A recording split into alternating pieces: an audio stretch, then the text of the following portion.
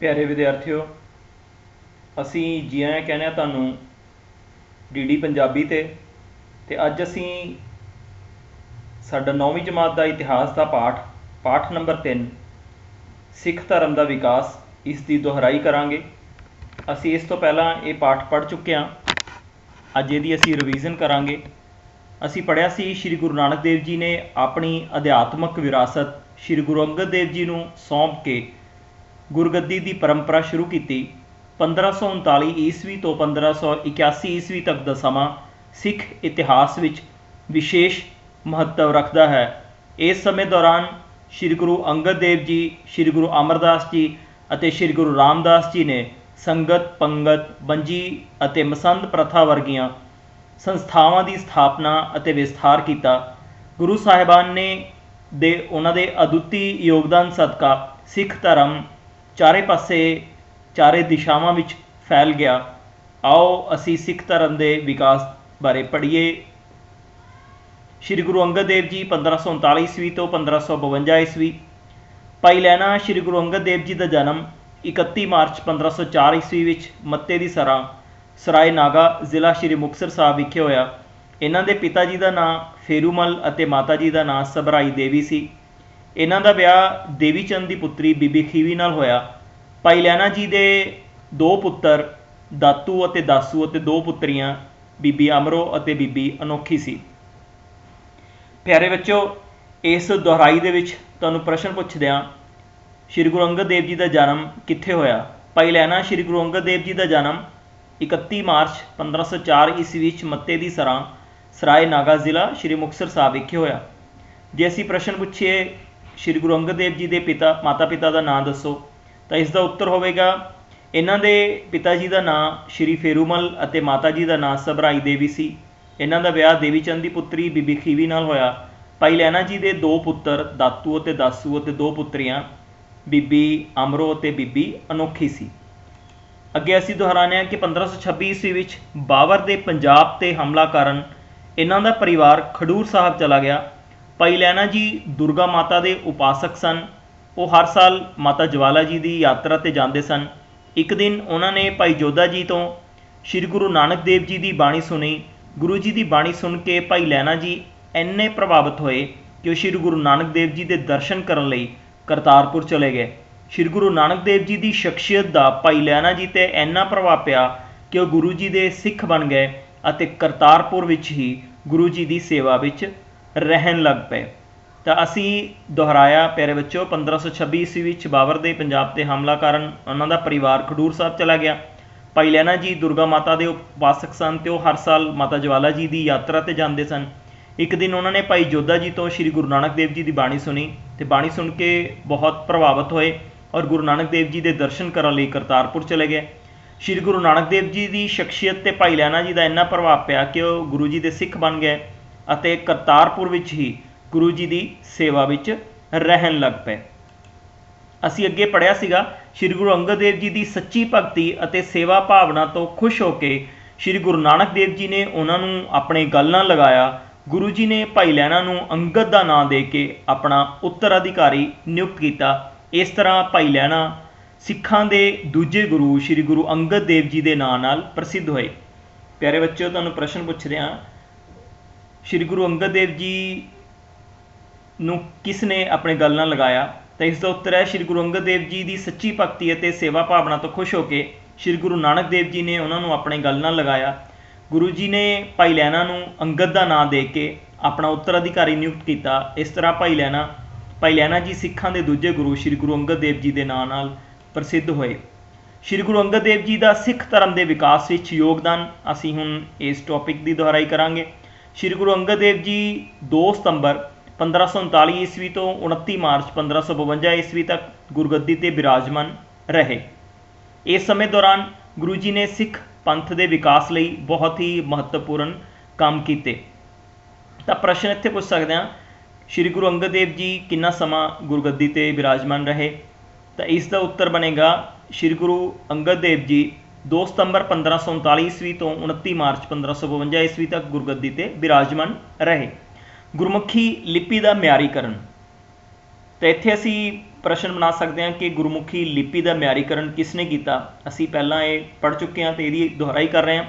तो इसका उत्तर बनेगा कि इस लिपि का जन्म भावें श्री गुरु अंगद देव जी तो पहला हो चुकिया सी, परंतु श्री गुरु अंगद देव जी ने इस लिपि नूं म्यारी रूप प्रदान कर दिता, जिस करके ये लिपि आम लोगों विचकार हरमन प्यारी बन गई। गुरु जी ने इस लिपि नूं गुरुमुखी भाव गुरुआं दे मुख चों निकलण वाली का नां दिता। गुरु जी ने गुरुमुखी लिपि विच बालबोध भी रचिया। गुरु जी ने अपनी बाणी की रचना भी इसे लिपि विच ही की, जो कि श्री गुरु ग्रंथ साहब विच दर्ज है। गुरमुखी लिपि के म्यारीकरण दे विच श्री गुरु अंगद देव जी ने बहुत बड़ा योगदान पाया। श्री गुरु नानक देव जी की बाणी की संभाल अगे असीं दोहराई करते हैं कि श्री गुरु अंगद देव जी ने श्री गुरु नानक देव जी की बाणी की संभाल की। श्री गुरु नानक देव जी गुरबाणी की पोथी श्री गुरु अंगद देव जी को सौंप के गए सन, जिस विच होरां संतां भगतां की बाणी भी शामिल सी। श्री गुरु अंगद देव जी ने आप भी नानक नां हेठ बाणी की रचना की। श्री गुरु अंगद देव जी ने गुरमुखी विच 63 श्लोकां की रचना की, जिस तो बाद विच श्री गुरु अर्जन देव जी ने इसनूं श्री आदि ग्रंथ साहब विच दर्ज किया। तो श्री गुरु अंगद देव जी ने किन्ने श्लोकां की रचना की, इस प्रश्न का उत्तर बनेगा कि श्री गुरु नानक देव जी गुरबाणी की पोथी श्री गुरु अंगद देव जी को सौंप के गए सी, जिस विच होरां संतां भगतां की बाणी भी शामिल सी। श्री गुरु अंगद देव जी ने आप भी नानक नां हेठ बाणी की रचना की। श्री गुरु अंगद देव जी ने गुरमुखी विच 63 श्लोकां की रचना की, जिस तो बाद विच श्री गुरु अर्जन देव जी ने इसनूं श्री आदि ग्रंथ साहब विच दर्ज किया। अगे असी दोहराई करांगे लंगर प्रथा का विस्तार। लंगर प्रथा का आरंभ श्री गुरु नानक देव जी ने किया सी। श्री गुरु अंगद देव जी के समय ये प्रथा एक महत्वपूर्ण संस्था बन गई। लंगर की देख रेख उन्हों की धर्म पत्नी बीबी खीवी जी करते सन। लंगर विच इस्त्री पुरख बच्चे गरीब बेसहारा लोग बिना किसी भेदभाव के एक पंक्ति विच बैठ के लंगर छकते सन। लंगर गुरु घर नूं मन्नण वाली संगत वालों दिते गए दान नाल चलदा सी। लंगर प्रथा नाल समाज विच भाईचारा, आपसी सहयोग ਅਤੇ वंड के छकण की भावना का विकास होया। प्यारे बच्चों, असी हुणे दोहराया लंगर प्रथा का विस्तार। लंगर प्रथा का आरंभ श्री गुरु नानक देव जी ने किया सीगा। श्री गुरु अंगद देव जी ने दे समय ये प्रथा एक महत्वपूर्ण संस्था बन गई। लंगर की देख रेख उन्होंने धर्म पत्नी बीबी खीवी जी करते सन। लंगर विच इस्त्री पुरख बच्चे गरीब बेसहारा लोग बिना किसी भेदभाव के एक पंक्ति विच बैठ के लंगर छकते सन। लंगर गुरु घर नूं मन्नण वाली संगत वालों दिते गए दान नाल चलदा सी। लंगर प्रथा नाल समाज विच भाईचारा, आपसी सहयोग अते वंड के छकण की भावना का विकास होया। श्री गुरु अंगद देव जी द्वारा संगत प्रथा का विकास।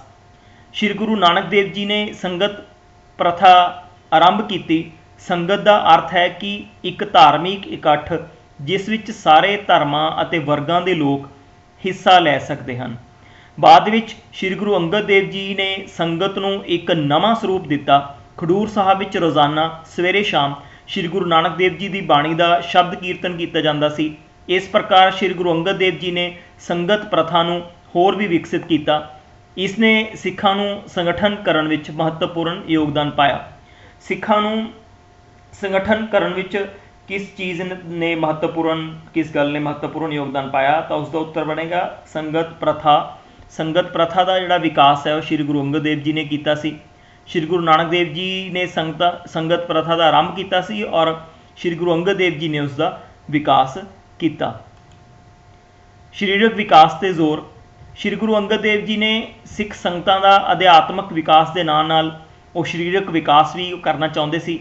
इसलिए उन्होंने खडूर साहब विखे सिखां नूं कसरत अते कुश्ती की सिखलाई देण दे लई एक अखाड़ा तैयार करवाया, जिसनूं मल अखाड़ा कहा जाता सी। ये परंपरा ही बाद विच सिखां दी सैनिक शक्ति दी जिहड़ी सी सहायक बनी।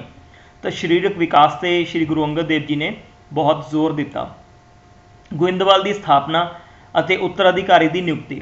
श्री गुरु अंगद देव जी ने 1546 ईस्वी विच श्री गुरु अमरदास जी की निगरानी हेठ गोइंदवाल नगर की स्थापना की। समा पा के गोइंदवाल सिखां का एक वखरा प्रमुख केंद्र बन गया। 1552 ईस्वी विच ज्योति जोत समाउण तो पहला श्री गुरु अंगद देव जी ने अपने पुत्रां नूं गुरगद्दी नहीं दिती। ਉਹਨਾਂ ਨੇ ਸ਼੍ਰੀ ਗੁਰੂ ਅਮਰਦਾਸ ਜੀ ਨੂੰ ਆਪਣਾ ਉੱਤਰਾਧਿਕਾਰੀ ਨਿਯੁਕਤ ਕੀਤਾ। ਇਹ ਉਹਨਾਂ ਦੀ ਬਹੁਤ ਹੀ ਮਹੱਤਵਪੂਰਨ, ਉਹਨਾਂ ਦਾ ਬਹੁਤ ਵੱਡਾ ਮਹੱਤਵਪੂਰਨ ਕਦਮ ਸੀ। 29 ਮਾਰਚ 1552 ਈਸਵੀ ਨੂੰ ਸ਼੍ਰੀ ਗੁਰੂ ਅੰਗਦ ਦੇਵ ਜੀ ਜੋਤੀ ਜੋਤ ਸਮਾਏ। ਉਹਨਾਂ ਨੇ 13 ਸਾਲ ਤੱਕ ਸਿੱਖ ਧਰਮ ਦੀ ਨਿਸ਼ਕਾਮ ਭਾਵ ਨਾਲ ਸੇਵਾ ਕੀਤੀ। ਸ਼੍ਰੀ ਗੁਰੂ ਅਮਰਦਾਸ ਜੀ, ਸ਼੍ਰੀ ਗੁਰੂ ਅਮਰਦਾਸ ਜੀ 1552 ਈਸਵੀ ਤੋਂ 1574 ਈਸਵੀ ਤੱਕ, ਇਸ ਦੀ ਅਸੀਂ ਹੁਣ ਦੁਹਰਾਈ ਕਰਾਂਗੇ। ਸ਼੍ਰੀ ਗੁਰੂ ਅਮਰਦਾਸ ਜੀ ਬਾਰੇ ਪੜ੍ਹਾਂਗੇ। ਸ਼੍ਰੀ ਗੁਰੂ ਅਮਰਦਾਸ ਜੀ ਦਾ ਜਨਮ 5 ਮਈ 1479 ਈਸਵੀ ਨੂੰ ਅੰਮ੍ਰਿਤਸਰ ਦੇ ਪਿੰਡ ਬਸਰਕੇ ਵਿਖੇ ਹੋਇਆ। ਇਹਨਾਂ ਦੇ ਪਿਤਾ ਦਾ ਨਾਂ ਤੇਜਪਾਨ ਅਤੇ ਮਾਤਾ ਦਾ ਨਾਂ ਸੁਲੱਖਣੀ ਸੀ। ਇਹਨਾਂ ਦਾ ਵਿਆਹ ਦੇਵੀ ਚੰਦ ਦੀ ਪੁੱਤਰੀ ਮਨਸਾ ਦੇਵੀ ਨਾਲ ਹੋਇਆ। ਇਹਨਾਂ ਦੇ 2 ਪੁੱਤਰ ਮੋਹਨ ਅਤੇ ਮੋਰੀ ਸਨ ਅਤੇ 2 ਪੁੱਤਰੀਆਂ ਬੀਬੀ ਦਾਨੀ ਅਤੇ ਬੀਬੀ ਭਾਨੀ ਸਨ। ਸ਼੍ਰੀ ਗੁਰੂ ਅਮਰਦਾਸ ਜੀ ਹਰ ਸਾਲ ਹਰਿਦੁਆਰ ਵਿਖੇ ਗੰਗਾ ਇਸ਼ਨਾਨ ਲਈ ਜਾਂਦੇ ਸਨ, ਪਰੰਤੂ ਇੱਕ ਦਿਨ ਸ਼੍ਰੀ ਗੁਰੂ ਅਮਰਦਾਸ ਜੀ ਨੇ ਬੀਬੀ ਅਮਰੋ, ਜੋ ਕਿ ਸ਼੍ਰੀ ਗੁਰੂ ਅੰਗਦ ਦੇਵ ਜੀ ਦੀ ਪੁੱਤਰੀ ਅਤੇ ਸ਼੍ਰੀ ਗੁਰੂ ਅਮਰਦਾਸ ਜੀ ਦੇ ਭਤੀਜੇ ਦੀ ਧਰਮ ਪਤਨੀ ਸੀ, ਉਹਨਾਂ ਤੋਂ ਸ਼੍ਰੀ ਗੁਰੂ ਨਾਨਕ ਦੇਵ ਜੀ ਦੀ ਬਾਣੀ ਸੁਣੀ ਅਤੇ ਉਹ ਬਹੁਤ ਪ੍ਰਭਾਵਿਤ ਹੋਏ। ਉਹ ਸ਼੍ਰੀ ਗੁਰੂ ਅੰਗਦ ਦੇਵ ਜੀ ਨੂੰ ਮਿਲਣ ਖਡੂਰ ਸਾਹਿਬ ਗਏ ਅਤੇ ਉਹਨਾਂ ਨੂੰ ਆਪਣਾ ਗੁਰੂ ਧਾਰਨ ਕਰ ਲਿਆ। ਗੁਰੂ ਜੀ ਤਨ ਮਨ ਨਾਲ ਸੰਗਤ ਦੀ ਸੇਵਾ ਵਿੱਚ ਨਿਰੰਤਰ ਲੱਗੇ ਰਹਿੰਦੇ। ਮਾਰਚ 1552 ਈਸਵੀ ਨੂੰ ਸ਼੍ਰੀ ਗੁਰੂ ਅੰਗਦ ਦੇਵ ਜੀ ਨੇ ਇਹਨਾਂ ਦੀ ਅਸਾਧਾਰਨ ਨਿਮਰਤਾ ਅਤੇ ਗੁਰੂ ਸੇਵਾ ਤੋਂ ਪ੍ਰਭਾਵਿਤ ਹੋ ਕੇ ਗੁਰਗੱਦੀ ਸ਼੍ਰੀ ਗੁਰੂ ਅਮਰਦਾਸ ਜੀ ਨੂੰ ਸੌਂਪ ਦਿੱਤੀ। ਇਸ ਸਮੇਂ ਸ਼੍ਰੀ ਗੁਰੂ ਅਮਰਦਾਸ ਜੀ ਦੀ ਉਮਰ 73 ਸਾਲ ਦੀ ਸੀ। ਗੁਰਗੱਦੀ ਪ੍ਰਾਪਤ ਕਰਨ ਤੋਂ ਬਾਅਦ ਸ਼੍ਰੀ ਗੁਰੂ ਅਮਰਦਾਸ ਜੀ ਨੂੰ ਅਨੇਕਾਂ ਮੁਸ਼ਕਲਾਂ ਦਾ ਸਾਹਮਣਾ ਵੀ ਕਰਨਾ ਪਿਆ। ਤਾਂ ਹੁਣ ਅਸੀਂ ਦੁਹਰਾਈ ਦੇ ਵਿੱਚ ਸ਼੍ਰੀ ਗੁਰੂ ਅਮਰਦਾਸ ਜੀ ਦੇ ਬਾਰੇ ਪੜ੍ਹਿਆ ਅਤੇ ਅੱਗੇ ਅਸੀਂ ਦੁਹਰਾਵਾਂਗੇ ਸੇਵਾ ਨੂੰ ਫਲ ਲੱਗਦਾ ਹੈ। ਖਡੂਰ ਸਾਹਿਬ ਵਿੱਚ ਸ਼੍ਰੀ ਗੁਰੂ ਅਮਰਦਾਸ ਜੀ ਸ਼੍ਰੀ ਗੁਰੂ ਅੰਗਦ ਦੇਵ ਜੀ ਦੀ ਸੇਵਾ ਵਿੱਚ ਲੱਗੇ ਰਹਿੰਦੇ ਸਨ। ਉਹਨਾਂ ਨੇ ਜਲਦੀ ਸੇਵਾ ਸੰਭਾਲ ਲਈ। ਉਹ ਸ਼੍ਰੀ ਗੁਰੂ ਅੰਗਦ ਦੇਵ ਜੀ ਦੇ ਲਈ ਰੋਜ਼ ਬਿਆਸ ਨਦੀ ਤੋਂ ਪਾਣੀ ਭਰ ਕੇ ਲਿਆਉਂਦੇ ਅਤੇ ਗੁਰੂ ਜੀ ਨੂੰ ਇਸ਼ਨਾਨ ਕਰਵਾਉਂਦੇ। ਸ਼੍ਰੀ ਗੁਰੂ ਅੰਗਦ ਦੇਵ ਜੀ ਨੇ ਸ਼੍ਰੀ ਗੁਰੂ ਅਮਰਦਾਸ ਜੀ ਦੇ ਸੇਵਾ ਭਾਵਨਾ ਤੋਂ ਖੁਸ਼ ਹੋ ਕੇ ਉਹਨਾਂ ਨੂੰ ਗੁਰਗੱਦੀ ਸੌਂਪ ਦਿੱਤੀ। ਉੱਧਰ ਗੁਰੂ ਜੀ ਦੇ ਪੁੱਤਰ ਦਾਤੂ ਅਤੇ ਦਾਸੂ ਖੁਦ ਨੂੰ ਗੁਰਗੱਦੀ ਦਾ ਅਧਿਕਾਰੀ ਸਮਝਦੇ ਸਨ ਅਤੇ ਬਾਬਾ ਅਮਰਦਾਸ ਜੀ ਨਾਲ ਈਰਖਾ ਕਰਦੇ ਸਨ। ਬਾਬਾ ਬੁੱਢਾ ਜੀ ਨੇ ਉਹਨਾਂ ਨੂੰ ਸਮਝਾਇਆ ਕਿ ਗੁਰਗੱਦੀ ਕੋਈ ਪਿਤਰੀ ਜਾਇਦਾਦ ਨਹੀਂ, ਸੇਵਾ ਨੂੰ ਫਲ ਲੱਗਦਾ ਹੈ। ਸ਼੍ਰੀ ਗੁਰੂ ਅਮਰਦਾਸ ਜੀ ਵੱਲੋਂ ਸ਼੍ਰੀ ਗੁਰੂ ਅੰਗਦ ਦੇਵ ਜੀ ਦੀ ਕੀਤੀ ਸੇਵਾ ਕਾਰਨ ਹੀ ਉਹਨਾਂ ਨੂੰ ਗੁਰਗੱਦੀ ਪ੍ਰਾਪਤ ਹੋਈ। ਤਾਂ ਪਿਆਰੇ ਬੱਚਿਓ, ਅਸੀਂ ਪੜ੍ਹਿਆ ਕਿ ਸੇਵਾ ਨੂੰ ਫਲ ਲੱਗਦਾ ਹੈ। ਖਡੂਰ ਸਾਹਿਬ ਵਿੱਚ ਸ਼੍ਰੀ ਗੁਰੂ ਅਮਰਦਾਸ ਜੀ ਸ਼੍ਰੀ ਗੁਰੂ ਅੰਗਦ ਦੇਵ ਜੀ ਦੀ ਸੇਵਾ ਵਿੱਚ ਨਿਰੰਤਰ ਲੱਗੇ ਰਹਿੰਦੇ ਸਨ। ਉਹਨਾਂ ਨੇ ਜਲਦੀ ਸੇਵਾ ਸੰਭਾਲ ਲਈ। ਉਹ ਸ਼੍ਰੀ ਗੁਰੂ ਅੰਗਦ ਦੇਵ ਜੀ ਲਈ ਰੋਜ਼ ਬਿਆਸ ਨਦੀ ਤੋਂ ਪਾਣੀ ਭਰ ਕੇ ਲਿਆਉਂਦੇ ਅਤੇ ਗੁਰੂ ਜੀ ਨੂੰ ਇਸ਼ਨਾਨ ਕਰਵਾਉਂਦੇ। ਸ਼੍ਰੀ ਗੁਰੂ ਅੰਗਦ ਦੇਵ ਜੀ ਨੇ ਸ਼੍ਰੀ ਗੁਰੂ ਅਮਰਦਾਸ ਜੀ ਦੀ ਸੇਵਾ ਭਾਵ ਤੋਂ ਖੁਸ਼ ਹੋ ਕੇ ਉਹਨਾਂ ਨੂੰ ਗੁਰਗੱਦੀ ਸੌਂਪ ਦਿੱਤੀ। ਉੱਧਰ ਗੁਰੂ ਜੀ ਦੇ ਪੁੱਤਰ ਦਾਤੂ ਅਤੇ ਦਾਸੂ ਖੁਦ ਨੂੰ ਗੁਰਗੱਦੀ ਦਾ ਅਧਿਕਾਰੀ ਸਮਝਦੇ ਸਨ ਅਤੇ ਬਾਬਾ ਅਮਰਦਾਸ ਜੀ ਨਾਲ ਈਰਖਾ ਰੱਖਦੇ ਸਨ। ਬਾਬਾ ਬੁੱਢਾ ਜੀ ਨੇ ਉਹਨਾਂ ਨੂੰ ਸਮਝਾਇਆ ਕਿ ਗੁਰਗੱਦੀ ਕੋਈ ਪਿਤਰੀ ਜਾਇਦਾਦ ਨਹੀਂ, ਸਗੋਂ ਸੇਵਾ ਨੂੰ ਫਲ ਲੱਗਦਾ ਹੈ। ਸ਼੍ਰੀ ਗੁਰੂ ਅਮਰਦਾਸ ਜੀ ਵੱਲੋਂ ਸ਼੍ਰੀ ਗੁਰੂ ਅੰਗਦ ਦੇਵ ਜੀ ਦੀ ਕੀਤੀ ਸੇਵਾ ਕਾਰਨ ਹੀ ਉਹਨਾਂ ਨੂੰ ਗੁਰਗੱਦੀ ਪ੍ਰਾਪਤ ਹੋਈ। ਸਿੱਖ ਧਰਮ ਦੇ ਵਿਕਾਸ ਵਿੱਚ ਯੋਗਦਾਨ। ਸ਼੍ਰੀ ਗੁਰੂ ਅਮਰਦਾਸ ਜੀ ਨੇ 1552 ਈਸਵੀ ਤੋਂ 1574 ਈਸਵੀ ਤੱਕ 22 ਸਾਲ ਸਿੱਖ ਧਰਮ ਦੀ ਅਗਵਾਈ ਕੀਤੀ। ਭਾਵੇਂ ਗੁਰੂ ਜੀ ਨੂੰ ਅਨੇਕਾਂ ਮੁਸ਼ਕਲਾਂ ਦਾ ਸਾਹਮਣਾ ਕਰਨਾ ਪਿਆ, ਪਰ ਫਿਰ ਵੀ ਸਿੱਖ ਧਰਮ ਦੇ ਵਿਕਾਸ ਲਈ ਉਹਨਾਂ ਨੇ ਕਈ ਸ਼ਲਾਘਾਯੋਗ ਕਾਰਜ ਕੀਤੇ, ਜਿਨ੍ਹਾਂ ਦਾ ਵੇਰਵਾ ਜਿਨ੍ਹਾਂ ਦੇ ਬਾਰੇ ਅਸੀਂ ਇੱਥੇ ਡਿਸਕਸ ਕਰਾਂਗੇ। ਤਾਂ ਸ਼੍ਰੀ ਗੁਰੂ ਅਮਰਦਾਸ ਜੀ ਨੇ 1552 ਈਸਵੀ ਤੋਂ 1574 ਈਸਵੀ ਤੱਕ 22 ਸਾਲ ਸਿੱਖ ਧਰਮ ਦੀ ਅਗਵਾਈ ਕੀਤੀ। ਤਾਂ ਪ੍ਰਸ਼ਨ ਅਸੀਂ ਪੁੱਛ ਸਕਦੇ ਹਾਂ ਪਿਆਰੇ ਬੱਚਿਓ, ਸ਼੍ਰੀ ਗੁਰੂ ਅਮਰਦਾਸ ਜੀ ਨੇ ਕਿੰਨੇ ਸਾਲ ਸਿੱਖ ਧਰਮ ਦੀ ਅਗਵਾਈ ਕੀਤੀ? ਤਾਂ ਇਸ ਦਾ ਉੱਤਰ ਬਣੇਗਾ ਸ਼੍ਰੀ ਗੁਰੂ ਅਮਰਦਾਸ ਜੀ ਨੇ 1552 ਈਸਵੀ ਤੋਂ 1574 ਈਸਵੀ ਤੱਕ 22 ਸਾਲ ਸਿੱਖ ਧਰਮ ਦੀ ਅਗਵਾਈ ਕੀਤੀ। ਭਾਵੇਂ ਗੁਰੂ ਜੀ ਨੂੰ ਅਨੇਕਾਂ ਮੁਸ਼ਕਲਾਂ ਦਾ ਸਾਹਮਣਾ ਕਰਨਾ ਪਿਆ, ਪਰ ਫਿਰ ਵੀ ਸਿੱਖ ਧਰਮ ਦੇ ਵਿਕਾਸ ਲਈ ਉਹਨਾਂ ਨੇ ਬਹੁਤ ਸ਼ਲਾਘਾਯੋਗ ਕਾਰਜ ਕੀਤੇ। ਸਭ ਤੋਂ ਪਹਿਲਾਂ ਗੋਇੰਦਵਾਲ ਵਿੱਚ ਬੌਲੀ ਦਾ ਨਿਰਮਾਣ। ਗੋਇੰਦਵਾਲ ਨਗਰ ਦੀ ਸਥਾਪਨਾ ਸ਼੍ਰੀ ਗੁਰੂ ਅੰਗਦ ਦੇਵ ਜੀ ਨੇ ਸ਼੍ਰੀ ਗੁਰੂ ਅਮਰਦਾਸ ਜੀ ਦੀ ਦੇਖ ਰੇਖ ਹੇਠ ਕਰਵਾਈ ਸੀ। ਗੁਰਗੱਦੀ 'ਤੇ ਬੈਠਣ ਤੋਂ ਬਾਅਦ ਸ਼੍ਰੀ ਗੁਰੂ ਅਮਰਦਾਸ ਜੀ ਨੇ 1552 ਈਸਵੀ ਵਿੱਚ ਇੱਥੇ ਬੌਲੀ ਦਾ ਨਿਰਮਾਣ ਸ਼ੁਰੂ ਕਰਵਾਇਆ ਅਤੇ 1559 ਈਸਵੀ ਵਿੱਚ ਪੂਰਾ ਕਰਵਾਇਆ। ਇਸ ਬੌਲੀ ਦੀਆਂ 84 ਪੌੜੀਆਂ। ਬੌਲੀ ਦੇ ਨਿਰਮਾਣ ਨੇ ਸਿੱਖ ਧਰਮ ਦੇ ਪ੍ਰਚਾਰ ਪ੍ਰਸਾਰ ਅਤੇ ਵਿਕਾਸ ਵਿੱਚ ਅਹਿਮ ਯੋਗਦਾਨ ਪਾਇਆ। ਪਿਆਰੇ ਬੱਚਿਓ, ਤੁਸੀਂ ਦੱਸੋ ਕਿ ਗੋਇੰਦਵਾਲ ਵਿੱਚ ਬੌਲੀ ਦਾ ਨਿਰਮਾਣ ਕਦੋਂ ਹੋਇਆ? ਤਾਂ ਇਸ ਦੇ ਉੱਤਰ ਦੇ ਵਿੱਚ ਅਸੀਂ ਕਹਾਂਗੇ ਕਿ ਗੋਇੰਦਵਾਲ ਨਗਰ ਦੀ ਸਥਾਪਨਾ ਸ਼੍ਰੀ ਗੁਰੂ ਅੰਗਦ ਦੇਵ ਜੀ ਨੇ ਸ਼੍ਰੀ ਗੁਰੂ ਅਮਰਦਾਸ ਜੀ ਦੀ ਦੇਖ ਰੇਖ ਹੇਠ ਕਰਵਾਈ ਸੀ। ਗੁਰਗੱਦੀ ਤੇ ਬੈਠਣ ਤੋਂ ਬਾਅਦ ਸ੍ਰੀ ਗੁਰੂ ਅਮਰਦਾਸ ਜੀ ਨੇ 1552 ਈਸਵੀ ਵਿੱਚ ਇੱਥੇ ਬੌਲੀ ਦਾ ਨਿਰਮਾਣ ਸ਼ੁਰੂ ਕਰਵਾਇਆ ਅਤੇ 1559 ਈਸਵੀ ਵਿੱਚ ਪੂਰਾ ਕਰਵਾਇਆ। ਇਸ ਬੌਲੀ ਦੀਆਂ 84 ਪੌੜੀਆਂ। ਬੌਲੀ ਦਾ ਨਿਰਮਾਣ ਨੇ ਸਿੱਖ ਧਰਮ ਦੇ ਪ੍ਰਚਾਰ ਪ੍ਰਸਾਰ ਅਤੇ ਵਿਕਾਸ ਦੇ ਵਿੱਚ ਅਹਿਮ ਯੋਗਦਾਨ ਪਾਇਆ। ਲੰਗਰ ਪ੍ਰਥਾ ਦਾ ਵਿਕਾਸ। ਸਾਨੂੰ ਪਤਾ ਹੈ ਕਿ ਲੰਗਰ ਪ੍ਰਥਾ ਸ਼੍ਰੀ ਗੁਰੂ ਨਾਨਕ ਦੇਵ ਜੀ ਨੇ ਸ਼ੁਰੂ ਕੀਤੀ ਸੀ। ਤਾਂ ਲੰਗਰ ਪ੍ਰਥਾ ਦੇ ਵਿਕਾਸ ਵਿਸਥਾਰ ਵਿੱਚ ਸ਼੍ਰੀ ਗੁਰੂ ਅਮਰਦਾਸ ਜੀ ਦਾ ਯੋਗਦਾਨ। ਸ਼੍ਰੀ ਗੁਰੂ ਨਾਨਕ ਦੇਵ ਜੀ ਵੱਲੋਂ ਸਥਾਪਿਤ ਲੰਗਰ ਪ੍ਰਥਾ ਦਾ ਵਿਸਥਾਰ ਕਰਦੇ ਹੋਏ ਸ਼੍ਰੀ ਗੁਰੂ ਅਮਰਦਾਸ ਜੀ ਨੇ ਦਰਸ਼ਨ ਕਰਨ ਆਉਣ ਵਾਲੇ ਸਾਰੇ ਸ਼ਰਧਾਲੂਆਂ ਲਈ ਪਹਿਲੇ ਪੰਗਤ ਪਾਛੇ ਸੰਗਤ ਦਾ ਸਿਧਾਂਤ ਲਾਗੂ ਕੀਤਾ। ਸੰਗਤਾਂ ਨੂੰ ਲੰਗਰ ਲਈ ਆਪਣੀ ਹੱਕ ਦੀ ਕਮਾਈ ਵਿੱਚੋਂ ਦਾਨ ਦੇਣ ਦੇ ਲਈ ਵੀ ਪ੍ਰੇਰਿਤ ਕੀਤਾ। ਇਸ ਪ੍ਰਥਾ ਨਾਲ ਸੰਗਤ ਵਿੱਚ ਜਾਤੀ ਭੇਦਭਾਵ ਸਮਾਪਤ ਕੀਤਾ ਗਿਆ, ਜਿਸ ਨਾਲ ਉਹਨਾਂ ਵਿੱਚ ਏਕਤਾ ਦੀ ਭਾਵਨਾ ਵਿਕਸਿਤ ਹੋਈ। ਜਦੋਂ ਮੁਗਲ ਬਾਦਸ਼ਾਹ ਅਕਬਰ ਸ਼੍ਰੀ ਗੁਰੂ ਅਮਰਦਾਸ ਜੀ ਦੇ ਦਰਸ਼ਨ ਕਰਨ ਲਈ ਗੋਇੰਦਵਾਲ ਵਿਖੇ ਆਇਆ ਤਾਂ ਉਸਨੇ ਵੀ ਪਹਿਲਾਂ ਪੰਗਤ ਵਿੱਚ ਬੈਠ ਕੇ ਹੀ ਲੰਗਰ ਛਕਿਆ ਸੀ। ਤਾਂ ਪਿਆਰੇ ਬੱਚਿਓ, ਤੁਹਾਨੂੰ ਇੱਕ ਪ੍ਰਸ਼ਨ ਪੁੱਛਦੇ ਹਾਂ, ਲੰਗਰ ਪ੍ਰਥਾ ਦੇ ਵਿਸਥਾਰ ਵਿੱਚ ਸ਼੍ਰੀ ਗੁਰੂ ਅਮਰਦਾਸ ਜੀ ਨੇ ਕੀ ਯੋਗਦਾਨ ਪਾਇਆ, ਉਹਨਾਂ ਨੇ ਕੀ ਸੁਵਿਧਾਵਾਂ ਦਿੱਤੀਆਂ। ਅਤੇ ਸ਼੍ਰੀ ਗੁਰੂ ਨਾਨਕ ਦੇਵ ਜੀ ਵੱਲੋਂ ਸਥਾਪਿਤ ਲੰਗਰ ਪ੍ਰਥਾ ਦਾ ਜਿਹੜਾ ਵਿਸਥਾਰ ਕਰਦੇ ਹੋਏ ਸ਼੍ਰੀ ਗੁਰੂ ਅਮਰਦਾਸ ਜੀ ਨੇ ਦਰਸ਼ਨ ਕਰਨ ਆਉਣ ਵਾਲੇ ਸਾਰੇ ਸ਼ਰਧਾਲੂਆਂ ਲਈ ਪਹਿਲੇ ਪੰਗਤ ਪਾਛੇ ਸੰਗਤ ਦਾ ਸਿਧਾਂਤ ਲਾਗੂ ਕੀਤਾ। ਸੰਗਤਾਂ ਨੂੰ ਲੰਗਰ ਲਈ ਆਪਣੀ ਹੱਕ ਦੀ ਕਮਾਈ ਵਿੱਚੋਂ ਦਾਨ ਦੇਣ ਦੇ ਲਈ ਵੀ ਉਹਨਾਂ ਨੇ ਪ੍ਰੇਰਿਤ ਕੀਤਾ। ਇਸ ਪ੍ਰਥਾ ਨਾਲ ਸੰਗਤ ਵਿੱਚ ਜਾਤੀ ਭੇਦਭਾਵ ਸਮਾਪਤ ਕੀਤਾ ਗਿਆ, ਜਿਸ ਨਾਲ ਉਹਨਾਂ ਵਿੱਚ ਏਕਤਾ ਦੀ ਭਾਵਨਾ ਦਾ ਵਿਕਾਸ ਹੋਇਆ। ਜਦੋਂ ਮੁਗਲ ਬਾਦਸ਼ਾਹ ਅਕਬਰ ਸ਼੍ਰੀ ਗੁਰੂ ਅਮਰਦਾਸ ਜੀ ਦੇ ਦਰਸ਼ਨ ਕਰਨ ਲਈ ਗੋਇੰਦਵਾਲ ਵਿਖੇ ਆਇਆ ਸੀ ਤਾਂ ਉਸਨੇ ਵੀ ਪਹਿਲਾਂ ਪੰਗਤ ਦੇ ਵਿੱਚ ਬੈਠ ਕੇ ਲੰਗਰ ਛਕਿਆ ਸੀ। ਬਾਣੀ ਦੀ ਰਚਨਾ। ਹੁਣ ਅਸੀਂ ਦੁਹਰਾਵਾਂਗੇ ਬਾਣੀ ਦੀ ਰਚਨਾ। ਤਾਂ ਸ਼੍ਰੀ ਗੁਰੂ ਅਮਰਦਾਸ ਜੀ ਨੂੰ ਸ਼੍ਰੀ ਗੁਰੂ ਅੰਗਦ ਦੇਵ ਜੀ ਤੋਂ ਸ਼ਬਦਾਂ ਦੀ ਪੋਥੀ ਪ੍ਰਾਪਤ ਹੋਈ ਸੀ। ਸ਼੍ਰੀ ਗੁਰੂ ਅਮਰਦਾਸ ਜੀ ਨੇ ਆਪ 17 ਰਾਗਾਂ ਵਿੱਚ 907 ਸ਼ਬਦਾਂ ਦੀ ਰਚਨਾ ਕਰਕੇ ਉਸ ਨੂੰ ਇਸ ਪੋਥੀ ਵਿੱਚ ਸ਼ਾਮਲ ਕੀਤਾ। ਤਾਂ ਪਿਆਰੇ ਬੱਚਿਓ, ਸ਼੍ਰੀ ਗੁਰੂ ਅਮਰਦਾਸ ਜੀ ਦੀ ਬਾਣੀ ਦੀ ਰਚਨਾ ਬਾਰੇ ਤੁਸੀਂ ਕੀ ਜਾਣਦੇ ਹੋ? ਇਸ ਦਾ ਉੱਤਰ ਦੇ ਵਿੱਚ ਅਸੀਂ ਕਹਾਂਗੇ ਕਿ ਸ਼੍ਰੀ ਗੁਰੂ ਅਮਰਦਾਸ ਜੀ ਨੂੰ ਸ਼੍ਰੀ ਗੁਰੂ ਅੰਗਦ ਦੇਵ ਜੀ ਤੋਂ ਸ਼ਬਦਾਂ ਦੀ ਪੋਥੀ ਪ੍ਰਾਪਤ ਹੋਈ ਸੀ। ਸ਼੍ਰੀ ਗੁਰੂ ਅਮਰਦਾਸ ਜੀ ਨੇ ਆਪ 17 ਰਾਗਾਂ ਵਿੱਚ 907 ਸ਼ਬਦਾਂ ਦੀ ਰਚਨਾ ਕਰਕੇ ਇਸ ਨੂੰ ਪੋਥੀ ਵਿੱਚ ਸ਼ਾਮਲ ਕੀਤਾ।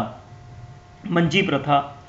ਤਾਂ ਪਿਆਰੇ ਬੱਚਿਓ, ਸਿੱਖ ਧਰਮ ਦੇ ਪ੍ਰਚਾਰ ਅਤੇ ਪ੍ਰਸਾਰ ਦੇ ਲਈ ਸ਼੍ਰੀ ਗੁਰੂ ਅਮਰਦਾਸ ਜੀ ਨੇ ਮੰਜੀ ਪ੍ਰਥਾ ਦਾ ਆਰੰਭ ਕੀਤੀ। ਗੁਰੂ ਜੀ ਨੇ 22 ਮੰਜੀਆਂ ਦੀ ਸਥਾਪਨਾ ਕੀਤੀ। ਗੁਰੂ ਸਾਹਿਬ ਮੰਜੀਆਂ ਦੇ ਪ੍ਰਮੁੱਖ ਨੂੰ ਮੰਜੀਦਾਰ ਕਹਿੰਦੇ ਸੀ। ਇਹ ਮੰਜੀਦਾਰ ਗੁਰੂ ਸਾਹਿਬ ਅਤੇ ਸੰਗਤ ਦੇ ਵਿਚਕਾਰ ਇੱਕ ਕੜੀ ਦਾ ਕੰਮ ਕਰਦੇ ਸੀ। ਸੰਗਤ ਆਪਣੀਆਂ ਭੇਟਾਵਾਂ ਇਹਨਾਂ ਰਾਹੀਂ ਹੀ ਗੁਰੂ ਸਾਹਿਬ ਤੱਕ ਪੁੱਜਦਾ ਕਰਦੀ ਸੀ। ਇਸ ਤਰ੍ਹਾਂ ਮੰਜੀ ਪ੍ਰਥਾ ਦੇ ਸਥਾਪਨਾ ਦੇ ਨਾਲ ਦੂਰ ਦੁਰਾਡੇ ਦੀ ਸੰਗਤ ਮੰਜੀਦਾਰਾਂ ਰਾਹੀਂ ਗੁਰੂ ਘਰ ਦੇ ਨਾਲ ਜੁੜੀ ਹੋਈ ਸੀ। ਸਿੱਖ ਧਰਮ ਦੇ ਯੋਜਨਾਬੱਧ ਵਿਕਾਸ ਦੇ ਵਿੱਚ ਇਸ ਪ੍ਰਥਾ ਨੇ ਮਹੱਤਵਪੂਰਨ ਯੋਗਦਾਨ ਪਾਇਆ। ਪਿਆਰੇ ਬੱਚਿਓ, ਅਸੀਂ ਪੜ੍ਹਿਆ ਸੀਗਾ ਕਿ 22 ਮੰਜੀਆਂ ਵਿੱਚੋਂ 2 ਮੰਜੀਆਂ ਇਸਤਰੀ ਸੇਵਾਦਾਰ ਕਾਬਲ ਦੀ ਮਾਈ ਸੇਵਾ ਅਤੇ ਕਸ਼ਮੀਰ ਦੀ ਮਾਈ ਭਾਗਪਰੀ ਨੂੰ ਵੀ ਦਿੱਤੀਆਂ ਹੋਈਆਂ ਸੀ। ਅੱਗੇ ਅਸੀਂ ਪੜ੍ਹਿਆ ਸੀ ਮੁਗਲ ਸਮਰਾਟ ਅਕਬਰ ਨਾਲ ਚੰਗੇ ਸੰਬੰਧ। ਤਾਂ ਮੁਗਲ ਸਮਰਾਟ ਅਕਬਰ ਸ਼੍ਰੀ ਗੁਰੂ ਅਮਰਦਾਸ ਜੀ ਦੀ ਸ਼ਖਸੀਅਤ ਤੋਂ ਬਹੁਤ ਪ੍ਰਭਾਵਿਤ ਸੀ। ਉਹ 1567 ਈਸਵੀ ਵਿੱਚ ਗੁਰੂ ਜੀ ਨੂੰ ਮਿਲਣ ਲਈ ਗੋਇੰਦਵਾਲ ਆਇਆ। ਅਕਬਰ ਨੇ ਗੁਰੂ ਜੀ ਨਾਲ ਮੁਲਾਕਾਤ ਕਰਨ ਤੋਂ ਪਹਿਲਾਂ ਸੰਗਤ ਨਾਲ ਪੰਗਤ ਵਿੱਚ ਬੈਠ ਕੇ ਲੰਗਰ ਵੀ ਛਕਿਆ। ਅਕਬਰ ਲੰਗਰ ਪ੍ਰਥਾ ਤੋਂ ਬਹੁਤ ਪ੍ਰਭਾਵਿਤ ਹੋਇਆ ਅਤੇ ਉਸ ਸਮੇਂ ਪੰਜਾਬ ਵਿੱਚ ਕਾਲ ਪਿਆ ਹੋਇਆ ਸੀ। ਗੁਰੂ ਜੀ ਦੇ ਕਹਿਣ 'ਤੇ ਅਕਬਰ ਬਾਦਸ਼ਾਹ ਨੇ ਕਿਸਾਨਾਂ ਦਾ ਲਗਾਨ ਵੀ ਮਾਫ ਕੀਤਾ ਸੀਗਾ। ਤਾਂ ਅਸੀਂ ਮੁਗਲ ਸਮਰਾਟ ਅਕਬਰ ਦੇ ਨਾਲ ਚੰਗੇ ਸੰਬੰਧਾਂ ਦੀ ਗੱਲ ਦੀ ਅਸੀਂ ਦੁਹਰਾਈ। ਅਤੇ ਮੁਗਲ ਸਮਰਾਟ ਅਕਬਰ ਜਿਹੜਾ ਸੀ ਸ਼੍ਰੀ ਗੁਰੂ ਅਮਰਦਾਸ ਜੀ ਦੀ ਸ਼ਖਸੀਅਤ ਤੋਂ ਬਹੁਤ ਪ੍ਰਭਾਵਿਤ ਸੀ ਅਤੇ 1567 ਈਸਵੀ ਵਿੱਚ ਉਹ ਗੁਰੂ ਜੀ ਨੂੰ ਮਿਲਣ ਗੋਇੰਦਵਾਲ ਵਿਖੇ ਵੀ ਆਇਆ ਸੀ। ਸ਼੍ਰੀ ਗੁਰੂ ਅਮਰਦਾਸ ਜੀ ਇੱਕ ਸਮਾਜ ਸੁਧਾਰਕ। ਸ਼੍ਰੀ ਗੁਰੂ ਅਮਰਦਾਸ ਜੀ ਅਧਿਆਤਮਕ ਗੁਰੂ ਹੋਣ ਦੇ ਨਾਲ ਨਾਲ ਇੱਕ ਸਮਾਜ ਸੁਧਾਰਕ ਵੀ ਸਨ। ਉਹਨਾਂ ਵੱਲੋਂ ਕੀਤੇ ਸੁਧਾਰਾਂ ਨੇ ਹੀ ਸਿੱਖ ਧਰਮ ਨੂੰ ਇੱਕ ਵੱਖਰੀ ਪਛਾਣ ਦਿੱਤੀ। ਸ਼੍ਰੀ ਗੁਰੂ ਅਮਰਦਾਸ ਜੀ ਨੇ ਜਾਤੀ ਭੇਦਭਾਵ ਅਤੇ ਛੂਤ-ਛਾਤ ਦੀ ਨਿੰਦਿਆ ਕੀਤੀ। ਲੰਗਰ ਪ੍ਰਥਾ ਨੇ ਸਿੱਖਾਂ ਵਿੱਚ ਇਸ ਭੇਦਭਾਵ ਨੂੰ ਖਤਮ ਕਰਨ ਵਿੱਚ ਜਿਹੜਾ ਸੀ ਉਹ ਅਹਿਮ ਭੂਮਿਕਾ ਨਿਭਾਈ। ਗੁਰੂ ਜੀ ਨੇ ਸਮਾਜ ਵਿੱਚ ਸਦੀਆਂ ਤੋਂ ਚੱਲੀ ਆ ਰਹੀ ਸਤੀ ਪ੍ਰਥਾ ਦਾ ਵਿਰੋਧ ਕੀਤਾ। ਮੱਧਕਾਲੀਨ ਭਾਰਤ ਵਿੱਚ ਇਸਤਰੀਆਂ ਵਿੱਚ ਪਰਦਾ ਪ੍ਰਥਾ ਪ੍ਰਚਲਿਤ ਸੀ। ਇਸ ਪ੍ਰਥਾ ਨੇ ਇਸਤਰੀਆਂ ਦੇ ਸਰੀਰਕ, ਮਾਨਸਿਕ ਅਤੇ ਅਧਿਆਤਮਕ ਵਿਕਾਸ ਵਿੱਚ ਰੁਕਾਵਟ ਪੈਦਾ ਕੀਤੀ ਹੋਈ ਸੀ। ਗੁਰੂ ਜੀ ਨੇ ਇਸ ਪ੍ਰਥਾ ਦਾ ਵਿਰੋਧ ਕੀਤਾ ਅਤੇ ਇਸਤਰੀਆਂ ਨੂੰ ਪਰਦਾ ਨਾ ਕਰਨ ਦਾ ਵੀ ਆਦੇਸ਼ ਦਿੱਤਾ। ਗੁਰੂ ਜੀ ਨੇ ਸਿੱਖਾਂ ਨੂੰ ਸ਼ਰਾਬ, ਤੰਬਾਕੂ ਅਤੇ ਹੋਰ ਨਸ਼ੀਲੀਆਂ ਵਸਤੂਆਂ ਤੋਂ ਦੂਰ ਰਹਿਣ ਦਾ ਉਪਦੇਸ਼ ਦਿੱਤਾ। ਗੁਰੂ ਸਾਹਿਬ ਨੇ ਗੋਇੰਦਵਾਲ ਵਿਖੇ ਬੌਲੀ ਦਾ ਨਿਰਮਾਣ ਕੀਤਾ। ਇਹ ਸਿੱਖਾਂ ਦੀ ਸਮੂਹਿਕ ਕਾਰ ਸੇਵਾ ਅਤੇ ਭੇਟਾਂ ਨਾਲ ਬਣਾਇਆ ਗਿਆ ਸੀ, ਜਿਸ ਨਾਲ ਉਸ ਖੇਤਰ ਵਿੱਚ ਜਲਦੀ ਜਿਹੜੀ ਸੀ ਪੂਰਤੀ ਉਹ ਆਸਾਨ ਹੋਈ। ਗੁਰੂ ਸਾਹਿਬ ਜੀ ਦੇ ਸਮੇਂ ਸਿੱਖ ਵਿਸਾਖੀ ਅਤੇ ਦੀਵਾਲੀ ਦੇ ਤਿਉਹਾਰ ਮਨਾਉਣ ਲਈ ਗੋਇੰਦਵਾਲ ਵਿਖੇ ਇਕੱਠੇ ਹੋ ਕੇ ਗੁਰੂ ਜੀ ਦਾ ਉਪਦੇਸ਼ ਸੁਣਦੇ ਅਤੇ ਲੰਗਰ ਛਕਦੇ। ਇਸ ਦਾ ਉਦੇਸ਼ ਸਿੱਖਾਂ ਵਿੱਚ ਸਮਾਜਿਕ ਏਕਤਾ ਅਤੇ ਭਾਈਚਾਰਾ ਪੈਦਾ ਕਰਨਾ ਸੀ। ਉੱਤਰਾਧਿਕਾਰੀ ਦੀ ਨਿਯੁਕਤੀ ਅਸੀਂ ਪੜ੍ਹਿਆ ਸੀਗਾ ਕਿ ਸ਼੍ਰੀ ਗੁਰੂ ਅਮਰਦਾਸ ਜੀ ਨੇ ਆਪਣੇ ਸ਼ਰਧਾਲੂ ਭਾਈ ਜੇਠਾ ਜੀ ਨੂੰ ਆਪਣਾ ਉੱਤਰਾਧਿਕਾਰੀ ਨਿਯੁਕਤ ਕੀਤਾ, ਜੋ ਕਿ ਸ਼੍ਰੀ ਗੁਰੂ ਰਾਮਦਾਸ ਜੀ ਦੇ ਨਾਂ ਨਾਲ ਪ੍ਰਸਿੱਧ ਹੋਏ। ਖਿਮਾ, ਨਿਮਰਤਾ, ਦਇਆ, ਸੰਤੋਖ ਦੇ ਪੁੰਜ ਸ਼੍ਰੀ ਗੁਰੂ ਅਮਰਦਾਸ ਜੀ 1574 ਈਸਵੀ ਵਿੱਚ 95 ਸਾਲ ਦੀ ਉਮਰ ਵਿੱਚ ਜੋਤੀ ਜੋਤ ਸਮਾ ਗਏ। ਆਓ ਬੱਚਿਓ, ਹੁਣ ਅਸੀਂ ਪੜ੍ਹਦੇ ਹਾਂ ਸ਼੍ਰੀ ਗੁਰੂ ਰਾਮਦਾਸ ਜੀ ਦੇ ਬਾਰੇ। ਸ਼੍ਰੀ ਗੁਰੂ ਰਾਮਦਾਸ ਜੀ 1574 ਈਸਵੀ ਤੋਂ 1581 ਈਸਵੀ ਤੱਕ। ਸ਼੍ਰੀ ਗੁਰੂ ਰਾਮਦਾਸ ਜੀ ਦਾ ਜਨਮ 24 ਸਤੰਬਰ 1534 ਈਸਵੀ ਨੂੰ ਲਾਹੌਰ ਦੀ ਚੂਨਾ ਮੰਡੀ ਵਿੱਚ ਹੋਇਆ। ਇਹਨਾਂ ਦੇ ਪਿਤਾ ਸ਼੍ਰੀ ਹਰੀਦਾਸ ਅਤੇ ਮਾਤਾ ਅਨੂਪ ਦੇਵੀ ਸੀ। ਗੁਰੂ ਜੀ ਦੇ ਬਚਪਨ ਦਾ ਨਾਂ ਜੇਠਾ ਸੀ। ਜੇਠਾ ਜੀ ਬਚਪਨ ਤੋਂ ਹੀ ਧਾਰਮਿਕ ਸੁਭਾਅ ਦੇ ਮਾਲਕ ਸਨ। ਇੱਕ ਵਾਰ ਉਹ ਕੁਝ ਸਿੱਖਾਂ ਦੇ ਨਾਲ ਗੋਇੰਦਵਾਲ ਸਾਹਿਬ ਗਏ। ਉੱਥੇ ਉਹ ਸ਼੍ਰੀ ਗੁਰੂ ਅਮਰਦਾਸ ਜੀ ਦੀ ਸ਼ਖਸੀਅਤ ਤੋਂ ਇੰਨੇ ਪ੍ਰਭਾਵਿਤ ਹੋਏ ਕਿ ਉਹਨਾਂ ਦੇ ਸਿੱਖ ਬਣ ਗਏ। ਉਹ ਗੁਰੂ ਜੀ ਦੀ ਸੇਵਾ ਕਰਦੇ ਅਤੇ ਆਪਣਾ ਗੁਜ਼ਾਰਾ ਉਬਲੇ ਹੋਏ ਛੋਲੇ ਵੇਚ ਕੇ ਹੀ ਕਰਦੇ ਸੀ।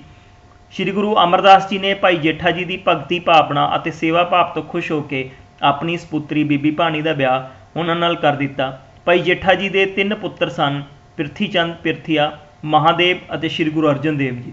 ਸ਼੍ਰੀ ਗੁਰੂ ਅਮਰਦਾਸ ਜੀ ਨੇ ਭਾਈ ਜੇਠਾ ਜੀ ਦੀ ਸੇਵਾ ਤੋਂ ਪ੍ਰਸੰਨ ਹੋ ਕੇ ਹੀ ਭਾਈ ਜੇਠਾ ਜੀ ਨੂੰ ਆਪਣਾ ਉੱਤਰਾਧਿਕਾਰੀ ਨਿਯੁਕਤ ਕੀਤਾ, ਜੋ ਕਿ ਸ਼੍ਰੀ ਗੁਰੂ ਰਾਮਦਾਸ ਜੀ ਦੇ ਨਾਂ ਨਾਲ ਪ੍ਰਸਿੱਧ ਹੋਏ। ਪਿਆਰੇ ਬੱਚਿਓ, ਤੁਹਾਨੂੰ ਪੁੱਛਦੇ ਹਾਂ ਤੁਸੀਂ ਸ਼੍ਰੀ ਗੁਰੂ ਰਾਮਦਾਸ ਜੀ ਬਾਰੇ ਕੀ ਜਾਣਦੇ ਹੋ। ਅਤੇ ਸ਼੍ਰੀ ਗੁਰੂ ਰਾਮਦਾਸ ਜੀ ਦਾ ਜਨਮ 24 ਸਤੰਬਰ 1534 ਈਸਵੀ ਨੂੰ ਲਾਹੌਰ ਦੀ ਚੂਨਾ ਮੰਡੀ ਵਿੱਚ ਹੋਇਆ। ਇਹਨਾਂ ਦੇ ਪਿਤਾ ਸ਼੍ਰੀ ਹਰੀਦਾਸ ਅਤੇ ਮਾਤਾ ਅਨੂਪ ਦੇਵੀ ਸੀ। ਗੁਰੂ ਜੀ ਦੇ ਬਚਪਨ ਦਾ ਨਾਂ ਜੇਠਾ ਸੀ। ਜੇਠਾ ਜੀ ਬਚਪਨ ਤੋਂ ਹੀ ਧਾਰਮਿਕ ਸੁਭਾਅ ਦੇ ਮਾਲਕ ਸਨ। ਇੱਕ ਵਾਰ ਉਹ ਕੁਝ ਸਿੱਖਾਂ ਦੇ ਨਾਲ ਗੋਇੰਦਵਾਲ ਸਾਹਿਬ ਗਏ। ਉੱਥੇ ਉਹ ਸ਼੍ਰੀ ਗੁਰੂ ਅਮਰਦਾਸ ਜੀ ਦੀ ਸ਼ਖਸੀਅਤ ਤੋਂ ਇੰਨੇ ਪ੍ਰਭਾਵਿਤ ਹੋਏ ਕਿ ਉਹਨਾਂ ਦੇ ਸਿੱਖ ਬਣ ਗਏ। ਉਹ ਗੁਰੂ ਜੀ ਦੀ ਸੇਵਾ ਕਰਦੇ ਅਤੇ ਆਪਣਾ ਗੁਜ਼ਾਰਾ ਉਬਲੇ ਹੋਏ ਛੋਲੇ ਵੇਚ ਕੇ ਹੀ ਕਰਦੇ ਸਨ। ਸ਼੍ਰੀ ਗੁਰੂ ਅਮਰਦਾਸ ਜੀ ਨੇ ਭਾਈ ਜੇਠਾ ਜੀ ਦੀ ਭਗਤੀ ਭਾਵਨਾ ਅਤੇ ਸੇਵਾ ਭਾਵ ਤੋਂ ਖੁਸ਼ ਹੋ ਕੇ ਆਪਣੀ ਸਪੁੱਤਰੀ ਬੀਬੀ ਭਾਨੀ ਦਾ ਵੀ ਵਿਆਹ ਉਹਨਾਂ ਨਾਲ ਕੀਤਾ। ਭਾਈ ਜੇਠਾ ਜੀ ਦੇ 3 ਪੁੱਤਰ ਸਨ, ਪ੍ਰਿਥੀ ਚੰਦ, ਪ੍ਰਿਥੀਆ, ਮਹਾਦੇਵ ਅਤੇ ਸ਼੍ਰੀ ਗੁਰੂ ਅਰਜਨ ਦੇਵ ਜੀ। ਸ਼੍ਰੀ ਗੁਰੂ ਅਮਰਦਾਸ ਜੀ ਨੇ ਭਾਈ ਜੇਠਾ ਜੀ ਦੀ ਸੇਵਾ ਤੋਂ ਪ੍ਰਸੰਨ ਹੋ ਕੇ ਭਾਈ ਜੇਠਾ ਜੀ ਨੂੰ ਆਪਣਾ ਉੱਤਰਾਧਿਕਾਰੀ ਨਿਯੁਕਤ ਕੀਤਾ, ਜੋ ਕਿ ਸ਼੍ਰੀ ਗੁਰੂ ਰਾਮਦਾਸ ਜੀ ਦੇ ਨਾਂ ਨਾਲ ਪ੍ਰਸਿੱਧ ਹੋਏ। ਸਿੱਖ ਧਰਮ ਦੇ ਵਿਕਾਸ ਵਿੱਚ ਯੋਗਦਾਨ। ਸ਼੍ਰੀ ਗੁਰੂ ਰਾਮਦਾਸ ਜੀ 1574 ਈਸਵੀ ਤੋਂ ਲੈ ਕੇ 1581 ਈਸਵੀ ਤੱਕ ਗੁਰਗੱਦੀ 'ਤੇ ਬਿਰਾਜਮਾਨ ਰਹੇ। ਇਹਨਾਂ ਨੇ ਬਹੁਤ ਹੀ ਘੱਟ ਸਮੇਂ ਵਿੱਚ ਸਿੱਖ ਪੰਥ ਦੇ ਵਿਕਾਸ, ਪ੍ਰਚਾਰ, ਪ੍ਰਸਾਰ ਅਤੇ ਸੰਗਠਨ ਲਈ ਕਈ ਮਹੱਤਵਪੂਰਨ ਕੰਮ ਕੀਤੇ। ਆਓ ਉਹਨਾਂ ਕੰਮਾਂ ਬਾਰੇ ਜਾਣਦੇ ਹਾਂ। ਰਾਮਦਾਸਪੁਰ ਅੰਮ੍ਰਿਤਸਰ ਦੀ ਸਥਾਪਨਾ। ਰਾਮਦਾਸਪੁਰ ਜਾਂ ਅੰਮ੍ਰਿਤਸਰ ਨਗਰ ਦੀ ਸਥਾਪਨਾ ਸ਼੍ਰੀ ਗੁਰੂ ਰਾਮਦਾਸ ਜੀ ਦੀ ਸਿੱਖ ਧਰਮ ਨੂੰ ਸਭ ਤੋਂ ਵੱਡੀ ਦੇਣ ਹੈ। ਉਹਨਾਂ ਨੇ 1577 ਈਸਵੀ ਵਿੱਚ ਬਾਬਾ ਬੁੱਢਾ ਜੀ ਦੀ ਨਿਗਰਾਨੀ ਹੇਠ ਅੰਮ੍ਰਿਤ ਸਰੋਵਰ ਦੀ ਖੁਦਾਈ ਦਾ ਹੀ ਕੰਮ ਸ਼ੁਰੂ ਕਰਵਾਇਆ। ਉਹਨਾਂ ਨੇ ਸਿੱਖਾਂ ਨੂੰ ਰਾਮਦਾਸਪੁਰ ਜਾ ਕੇ ਵਸਣ ਦਾ ਆਦੇਸ਼ ਦਿੱਤਾ। ਗੁਰੂ ਜੀ ਦੇ ਆਦੇਸ਼ ਅਨੁਸਾਰ ਇੱਥੇ 52 ਵਪਾਰੀ ਵੀ ਆ ਕੇ ਵਸ ਗਏ, ਜਿਨ੍ਹਾਂ ਨੇ ਇੱਥੇ ਆਪਣਾ ਕਾਰੋਬਾਰ ਆਰੰਭ ਕੀਤਾ। ਹੌਲੀ ਹੌਲੀ ਇੱਥੇ ਇੱਕ ਬਾਜ਼ਾਰ ਬਣ ਗਿਆ, ਜਿਸ ਨੂੰ ਗੁਰੂ ਕਾ ਬਾਜ਼ਾਰ ਕਿਹਾ ਜਾਣ ਲੱਗਾ। ਰਾਮਦਾਸਪੁਰਾ ਨੂੰ ਚੱਕ ਗੁਰੂ ਰਾਮਦਾਸ ਦੇ ਨਾਂ ਨਾਲ ਵੀ ਜਾਣਿਆ ਜਾਣ ਲੱਗਾ। ਬਾਅਦ ਵਿੱਚ ਇਸ ਦਾ ਨਾਂ ਅੰਮ੍ਰਿਤ ਸਰੋਵਰ ਤੋਂ ਅੰਮ੍ਰਿਤਸਰ ਪੈ ਗਿਆ। ਜਲਦੀ ਹੀ ਇਹ ਨਗਰ ਧਰਮ, ਪ੍ਰਚਾਰ ਅਤੇ ਵਪਾਰ ਦਾ ਇੱਕ ਵੱਡਾ ਕੇਂਦਰ ਬਣ ਗਿਆ। ਮਸੰਦ ਪ੍ਰਥਾ ਦਾ ਆਰੰਭ। ਪਿਆਰੇ ਬੱਚਿਓ, ਅਸੀਂ ਦੁਹਰਾਵਾਂਗੇ ਸ਼੍ਰੀ ਗੁਰੂ ਰਾਮਦਾਸ ਜੀ ਦੁਆਰਾ ਮਸੰਦ ਪ੍ਰਥਾ ਦਾ ਆਰੰਭ। ਸ਼੍ਰੀ ਗੁਰੂ ਰਾਮਦਾਸ ਜੀ ਨੇ ਮਸੰਦ ਪ੍ਰਥਾ ਦਾ ਆਰੰਭ ਕੀਤਾ। ਸਥਾਨਕ ਸਿੱਖ ਸੰਗਤ ਦੇ ਲਈ ਇਹ ਗੁਰੂ ਘਰ ਦੇ ਪ੍ਰਤੀਨਿਧੀ ਸਨ। ਸੰਗਤ ਦੇ ਸਮੂਹਕ ਮਸਲਿਆਂ ਦਾ ਹੱਲ ਕਰਨਾ ਹੀ ਉਹਨਾਂ ਨੂੰ ਗੁਰੂ ਘਰ ਦੇ ਨਾਲ ਜੋੜਨਾ ਇਹਨਾਂ ਦਾ ਪ੍ਰਮੁੱਖ ਕਾਰਜ ਸੀ। ਮਸੰਦ ਪ੍ਰਥਾ ਦਾ ਆਰੰਭ। ਪਿਆਰੇ ਬੱਚਿਓ, ਤੁਹਾਨੂੰ ਸਵਾਲ ਪੁੱਛਦਾ, ਤੁਸੀਂ ਮਸੰਦ ਪ੍ਰਥਾ ਦੇ ਆਰੰਭ ਬਾਰੇ ਕੀ ਜਾਣਦੇ ਹੋ? ਤਾਂ ਸ਼੍ਰੀ ਗੁਰੂ ਰਾਮਦਾਸ ਜੀ ਨੇ ਮਸੰਦ ਪ੍ਰਥਾ ਦਾ ਆਰੰਭ ਕੀਤਾ। ਸਥਾਨਕ ਸਿੱਖ ਸੰਗਤ ਦੇ ਲਈ ਇਹ ਗੁਰੂ ਘਰ ਦੇ ਪ੍ਰਤੀਨਿਧੀ ਸਨ। ਮਸੰਦ ਜੋ ਸਨ, ਸੰਗਤਾਂ ਦੇ ਸਮੂਹਕ ਮਸਲਿਆਂ ਦਾ ਹੱਲ ਕਰਨਾ ਅਤੇ ਉਹਨਾਂ ਨੂੰ ਗੁਰੂ ਘਰ ਦੇ ਨਾਲ ਜੋੜਨਾ ਇਹਨਾਂ ਦਾ ਪ੍ਰਮੁੱਖ ਕਾਰਜ ਸੀ। ਬਾਣੀ ਦੀ ਰਚਨਾ। ਸ਼੍ਰੀ ਗੁਰੂ ਰਾਮਦਾਸ ਜੀ ਨੇ ਬਾਣੀ ਰਚਨਾ ਦਾ ਮਹੱਤਵਪੂਰਨ ਕਾਰਜ ਸੰਪੂਰਨ ਕੀਤਾ। ਸ਼੍ਰੀ ਗੁਰੂ ਅਮਰਦਾਸ ਜੀ ਤੋਂ ਪ੍ਰਾਪਤ ਬਾਣੀ ਦੀ ਪੋਥੀ ਤੋਂ ਗੁਰੂ ਜੀ ਨੇ 30 ਰਾਗਾਂ ਵਿੱਚ ਬਾਣੀ ਦੀ ਰਚਨਾ ਕੀਤੀ। 8 ਵਾਰਾਂ ਅਤੇ ਘੋੜੀਆਂ ਦੇ ਨਾਂ ਨਾਲ ਸੂਹੀ ਰਾਗਾਂ ਵਿੱਚ ਲਾਵਾਂ ਸਿਰਲੇਖ ਹੇਠ ਰਚਿਤ ਇਹਨਾਂ ਦੀ ਬਾਣੀ ਵਿਸ਼ੇਸ਼ ਰੂਪ ਵਿੱਚ ਜ਼ਿਕਰਯੋਗ ਹੈ, ਜੋ ਕਿ ਆਨੰਦ ਕਾਰਜ, ਵਿਆਹ ਸਮੇਂ ਦੇ ਰਸਮਾਂ ਦੇ ਮੌਕੇ 'ਤੇ ਪੜ੍ਹੀ ਜਾਂਦੀ ਹੈ। ਪਿਆਰੇ ਬੱਚਿਓ, ਤੁਹਾਨੂੰ ਪ੍ਰਸ਼ਨ ਪੁੱਛਦੇ ਹਾਂ, ਸ਼੍ਰੀ ਗੁਰੂ ਰਾਮਦਾਸ ਜੀ ਦੀ ਬਾਣੀ ਦੀ ਰਚਨਾ ਬਾਰੇ ਤੁਸੀਂ ਕੀ ਜਾਣਦੇ ਹੋ? ਸ਼੍ਰੀ ਗੁਰੂ ਰਾਮਦਾਸ ਜੀ ਨੇ ਬਾਣੀ ਰਚਨਾ ਦਾ ਮਹੱਤਵਪੂਰਨ ਕਾਰਜ ਸੰਪੂਰਨ ਕੀਤਾ। ਸ਼੍ਰੀ ਗੁਰੂ ਅਮਰਦਾਸ ਜੀ ਤੋਂ ਪ੍ਰਾਪਤ ਬਾਣੀ ਦੀ ਪੋਥੀ ਤੋਂ ਗੁਰੂ ਜੀ ਨੇ 30 ਰਾਗਾਂ ਵਿੱਚ ਬਾਣੀ ਦੀ ਰਚਨਾ ਕੀਤੀ। 8 ਵਾਰਾਂ ਅਤੇ ਘੋੜੀਆਂ ਦੇ ਨਾਲ ਸੂਹੀ ਰਾਗਾਂ ਵਿੱਚ ਲਾਵਾਂ ਸਿਰਲੇਖ ਹੇਠ ਰਚਿਤ ਇਹਨਾਂ ਦੀ ਬਾਣੀ ਵਿਸ਼ੇਸ਼ ਰੂਪ ਵਿੱਚ ਜ਼ਿਕਰਯੋਗ ਹੈ, ਜੋ ਕਿ ਆਨੰਦ ਕਾਰਜ ਵਿਆਹ ਦੇ ਸਮੇਂ ਦੀ ਰਸਮਾਂ ਦੇ ਸਮੇਂ ਪੜ੍ਹੀ ਜਾਂਦੀ ਹੈ। ਅੱਗੇ ਅਸੀਂ ਦੁਹਰਾਈ ਕਰਾਂਗੇ ਉੱਤਰਾਧਿਕਾਰੀ ਦੀ ਨਿਯੁਕਤੀ ਦੀ। ਸ਼੍ਰੀ ਗੁਰੂ ਰਾਮਦਾਸ ਜੀ ਆਪਣੇ 3 ਪੁੱਤਰਾਂ ਵਿੱਚੋਂ ਸ਼੍ਰੀ ਗੁਰੂ ਅਰਜਨ ਦੇਵ ਜੀ ਨੂੰ ਗੁਰਗੱਦੀ ਲਈ ਸਭ ਤੋਂ ਯੋਗ ਸਮਝਦੇ ਸਨ, ਜਦਕਿ ਪਿਰਥੀਆ ਬਹੁਤ ਹੀ ਲਾਲਚੀ ਅਤੇ ਸਾਜ਼ਿਸ਼ਕਾਰੀ ਮਨੁੱਖ ਸੀ ਅਤੇ ਮਹਾਦੇਵ ਦੀ ਸੰਸਾਰਕ ਕੰਮਾਂ ਦੇ ਵਿੱਚ ਕੋਈ ਰੁਚੀ ਨਹੀਂ ਸੀ। ਤਾਂ 1581 ਈਸਵੀ ਵਿੱਚ ਸ਼੍ਰੀ ਗੁਰੂ ਰਾਮਦਾਸ ਜੀ ਨੇ ਸ਼੍ਰੀ ਗੁਰੂ ਅਰਜਨ ਦੇਵ ਜੀ ਨੂੰ ਆਪਣਾ ਉੱਤਰਾਧਿਕਾਰੀ ਨਿਯੁਕਤ ਕਰ ਦਿੱਤਾ। 1 ਸਤੰਬਰ 1581 ਈਸਵੀ ਨੂੰ ਸ਼੍ਰੀ ਗੁਰੂ ਰਾਮਦਾਸ ਜੀ ਜੋਤੀ ਜੋਤ ਸਮਾ ਗਏ। ਪਿਆਰੇ ਬੱਚਿਓ, ਤੁਹਾਨੂੰ ਪ੍ਰਸ਼ਨ ਪੁੱਛਦੇ ਹਾਂ, ਸ਼੍ਰੀ ਗੁਰੂ ਰਾਮਦਾਸ ਜੀ ਦੁਆਰਾ ਉੱਤਰਾਧਿਕਾਰੀ ਦੀ ਨਿਯੁਕਤੀ ਬਾਰੇ ਤੁਸੀਂ ਕੀ ਜਾਣਦੇ ਹੋ? ਤਾਂ ਸ਼੍ਰੀ ਗੁਰੂ ਰਾਮਦਾਸ ਜੀ ਨੇ ਆਪਣੇ 3 ਪੁੱਤਰਾਂ ਵਿੱਚੋਂ ਸ਼੍ਰੀ ਗੁਰੂ ਅਰਜਨ ਦੇਵ ਜੀ ਨੂੰ ਗੁਰਗੱਦੀ ਲਈ ਸਭ ਤੋਂ ਜ਼ਿਆਦਾ ਯੋਗ ਸਮਝਦੇ ਸੀ, ਜਦਕਿ ਪਿਰਥੀਆ ਬਹੁਤ ਹੀ ਲਾਲਚੀ ਅਤੇ ਸਾਜ਼ਿਸ਼ਕਾਰੀ ਮਨੁੱਖ ਸੀ ਅਤੇ ਮਹਾਦੇਵ ਦੀ ਸੰਸਾਰਕ ਕੰਮਾਂ ਦੇ ਵਿੱਚ ਕੋਈ ਰੁਚੀ ਨਹੀਂ ਸੀ। 1581 ਈਸਵੀ ਵਿੱਚ ਸ਼੍ਰੀ ਗੁਰੂ ਰਾਮਦਾਸ ਜੀ ਨੇ ਸ਼੍ਰੀ ਗੁਰੂ ਅਰਜਨ ਦੇਵ ਜੀ ਨੂੰ ਆਪਣਾ ਉੱਤਰਾਧਿਕਾਰੀ ਨਿਯੁਕਤ ਕਰ ਦਿੱਤਾ। 1 ਸਤੰਬਰ 1581 ਈਸਵੀ ਨੂੰ ਸ਼੍ਰੀ ਗੁਰੂ ਰਾਮਦਾਸ ਜੀ ਜੋਤੀ ਜੋਤ ਸਮਾ ਗਏ। ਇਸ ਤਰ੍ਹਾਂ ਅਸੀਂ ਇਸ ਸਿੱਖ ਧਰਮ ਦੇ ਵਿਕਾਸ ਦਾ ਜਿਹੜਾ ਸਾਡਾ ਪਾਠ ਨੰਬਰ 3 ਸੀ ਇਤਿਹਾਸ ਦੇ ਵਿੱਚ ਪੜ੍ਹਿਆ। ਇਸ ਤਰ੍ਹਾਂ ਸ਼੍ਰੀ ਗੁਰੂ ਅੰਗਦ ਦੇਵ ਜੀ, ਸ਼੍ਰੀ ਗੁਰੂ ਅਮਰਦਾਸ ਜੀ ਅਤੇ ਸ਼੍ਰੀ ਗੁਰੂ ਰਾਮਦਾਸ ਜੀ ਨੇ ਸ਼੍ਰੀ ਗੁਰੂ ਨਾਨਕ ਦੇਵ ਜੀ ਦੀਆਂ ਸਿੱਖਿਆਵਾਂ ਅਤੇ ਉਹਨਾਂ ਵੱਲੋਂ ਸ਼ੁਰੂ ਕੀਤੇ ਕੰਮਾਂ ਨੂੰ ਨਾ ਕੇਵਲ ਜਾਰੀ ਰੱਖਿਆ, ਬਲਕਿ ਉਹਨਾਂ ਨੇ ਆਮ ਲੋਕਾਂ ਨੂੰ ਇੱਕ ਵੱਖਰੀ ਜੀਵਨ ਸ਼ੈਲੀ, ਧਾਰਮਿਕ ਸ਼ੈਲੀ ਅਤੇ ਵੱਖਰੇ ਸਰਲ ਰੀਤੀ ਰਿਵਾਜ ਪ੍ਰਦਾਨ ਕਰਕੇ ਸਿੱਖ ਧਰਮ ਨੂੰ ਇੱਕ ਵੱਖਰੀ ਪਛਾਣ ਦਿੱਤੀ।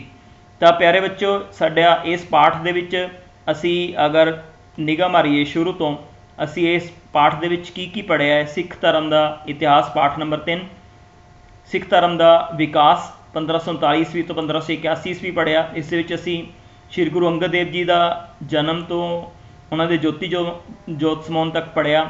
ਇਸ ਤੋਂ ਬਾਅਦ ਸ਼੍ਰੀ ਗੁਰੂ ਅੰਗਦ ਦੇਵ ਜੀ ਦੁਆਰਾ ਗੁਰਮੁਖੀ ਲਿਪੀ ਦਾ ਮਿਆਰੀਕਰਨ ਬਾਰੇ ਅਸੀਂ ਪੜ੍ਹਿਆ। ਸ਼੍ਰੀ ਗੁਰੂ ਨਾਨਕ ਦੇਵ ਜੀ ਦੀ ਬਾਣੀ ਦੀ ਸੰਭਾਲ ਬਾਰੇ, ਸ਼੍ਰੀ ਗੁਰੂ ਅੰਗਦ ਦੇਵ ਜੀ ਨੇ ਜੋ ਬਾਣੀ ਦੀ ਸੰਭਾਲ ਕੀਤੀ ਉਹਦੇ ਬਾਰੇ ਪੜ੍ਹਿਆ। ਲੰਗਰ ਪ੍ਰਥਾ ਦੇ ਵਿਸਥਾਰ ਦੇ ਬਾਰੇ ਪੜ੍ਹਿਆ। ਸੰਗਤ ਪ੍ਰਥਾ ਦਾ ਵਿਕਾਸ, ਸਰੀਰਕ ਵਿਕਾਸ 'ਤੇ ਜ਼ੋਰ ਉਹਨਾਂ ਨੇ ਦਿੱਤਾ, ਮੱਲ ਅਖਾੜਾ ਕਾਇਮ ਕੀਤਾ। ਗੋਇੰਦਵਾਲ ਦੀ ਸਥਾਪਨਾ ਅਤੇ ਉੱਤਰਾਧਿਕਾਰੀ ਦੀ ਨਿਯੁਕਤੀ। ਇਸ ਤੋਂ ਬਾਅਦ ਅਸੀਂ ਸ਼੍ਰੀ ਗੁਰੂ ਅਮਰਦਾਸ ਜੀ ਦੇ ਬਾਰੇ ਪੜ੍ਹਿਆ। ਸੇਵਾ ਨੂੰ ਫਲ ਲੱਗਦਾ ਹੈ। ਇਸੇ ਤਰ੍ਹਾਂ ਸਿੱਖ ਧਰਮ ਦੇ ਵਿਕਾਸ ਵਿੱਚ ਉਹਨਾਂ ਦਾ ਯੋਗਦਾਨ। ਗੋਇੰਦਵਾਲ ਵਿੱਚ ਬੌਲੀ ਦਾ ਨਿਰਮਾਣ ਉਹਨਾਂ ਨੇ ਕਰਵਾਇਆ ਸੀ। ਸ਼੍ਰੀ ਗੁਰੂ ਅਮਰਦਾਸ ਜੀ ਨੇ ਲੰਗਰ ਪ੍ਰਥਾ ਦਾ ਵਿਸਥਾਰ ਕੀਤਾ। ਬਾਣੀ ਦੀ ਰਚਨਾ ਦੇ ਬਾਰੇ ਅਸੀਂ ਪੜ੍ਹਿਆ। ਮੰਜੀ ਪ੍ਰਥਾ ਬਾਰੇ ਪੜ੍ਹਿਆ। ਮੁਗਲ ਸਮਰਾਟ ਅਕਬਰ ਨਾਲ ਉਹਨਾਂ ਦੇ ਚੰਗੇ ਸੰਬੰਧ ਸੀ। ਅਕਬਰ ਉਹਨਾਂ ਦੀ ਬਹੁਤ ਇੱਜ਼ਤ ਕਰਦਾ ਸੀ। ਸ਼੍ਰੀ ਗੁਰੂ ਅਮਰਦਾਸ ਜੀ ਦੀ ਇੱਕ ਸਮਾਜ ਸੁਧਾਰਕ ਦੇ ਰੂਪ ਵਿੱਚ ਅਸੀਂ ਉਹਨਾਂ ਬਾਰੇ ਜਾਣਿਆ ਔਰ ਉੱਤਰਾਧਿਕਾਰੀ ਦੀ ਨਿਯੁਕਤੀ। ਇਸ ਤੋਂ ਬਾਅਦ ਅਸੀਂ ਸ਼੍ਰੀ ਗੁਰੂ ਰਾਮਦਾਸ ਜੀ ਦੇ ਬਾਰੇ ਪੜ੍ਹਿਆ। ਸਿੱਖ ਧਰਮ ਦੇ ਵਿਕਾਸ ਵਿੱਚ ਸ਼੍ਰੀ ਗੁਰੂ ਰਾਮਦਾਸ ਜੀ ਦਾ ਯੋਗਦਾਨ, ਉਹਦੇ ਬਾਰੇ ਅਸੀਂ ਪੜ੍ਹਿਆ।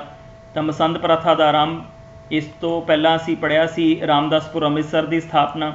ਇਸ ਦੇ ਨਾਲ ਹੀ ਬਾਣੀ ਦੀ ਰਚਨਾ ਬਾਰੇ ਪੜ੍ਹਿਆ, ਉੱਤਰਾਧਿਕਾਰੀ ਦੀ ਨਿਯੁਕਤੀ।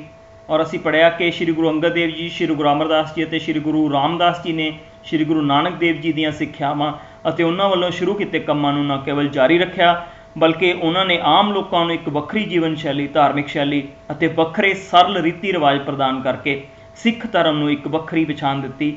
ਤਾਂ ਪਿਆਰੇ ਬੱਚਿਓ, ਇਹ ਸਾਡਾ ਅੱਜ ਦਾ ਪਾਠ ਸੀਗਾ ਰਿਵੀਜ਼ਨ ਦਾ। ਔਰ ਇਹ ਸਾਰੇ ਦਾ ਸਾਰਾ ਜਿਹੜਾ ਸਾਡਾ ਪਾਠ ਹੈ, ਇਹ ਪੜ੍ਹੋ ਪੰਜਾਬ ਪੜ੍ਹਾਓ ਪੰਜਾਬ ਟੀਮ ਜ਼ਿਲ੍ਹਾ ਸੰਗਰੂਰ ਦੁਆਰਾ ਬਣਾ ਕੇ ਭੇਜਿਆ ਗਿਆ।